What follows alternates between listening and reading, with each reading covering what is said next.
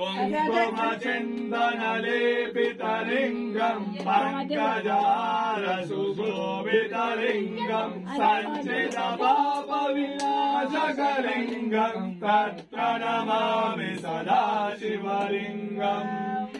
देवगणार्चितसेवितलिङ्गम् भावय भक्तिविरेव च लिङ्गम् दिनकरकोटिप्रभाकरलिङ्गम् तत्प्रणमामि सदा शिवलिङ्गम् अष्टदलोपरिवेष्टितलिङ्गम् सर्वसमुद्भवकारणलिङ्गम्